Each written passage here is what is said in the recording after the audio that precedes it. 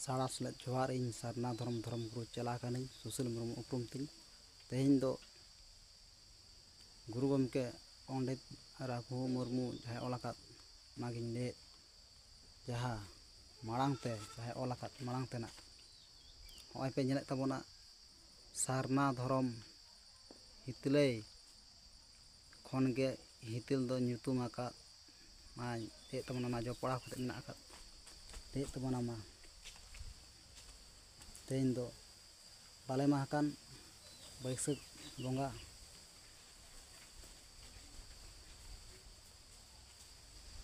चांदो ᱧᱤᱨᱚᱜ ᱠᱟᱱᱟᱭ ᱧᱤᱨ बाले माहकान 1977 साल लेखाते सारना धर्म हितले माराम बुरु हिलले इन दो सारना धर्म गुरु चला कने ऑलचिकितिन प्रचारे तबोना माय ले तबोना माड़ा हटिंग ओलाकात सारना धर्म हितले सारना धर्म रेनांग हितले खनगे हितेल आकाना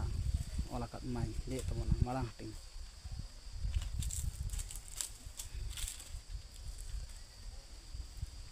धरती रेमा ओतमा उनमा लातार लेन ताहे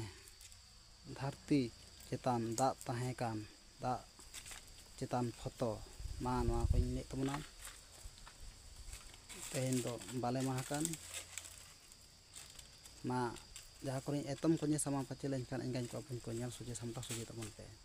आबा धर्म ग्रंथ आदिम जाति खेरड़ा वंश पिलचु गाड़ा को धर्म ग्रंथ सामता को अब धर्म ग्रंथ तो हितेल कान ओनाइन ले के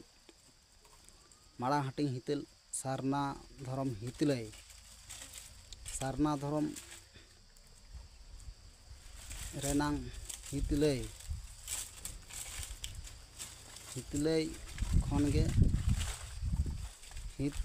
खनगे हितेल दो ᱧᱩᱛᱩᱢ आकान आइन ले तबोना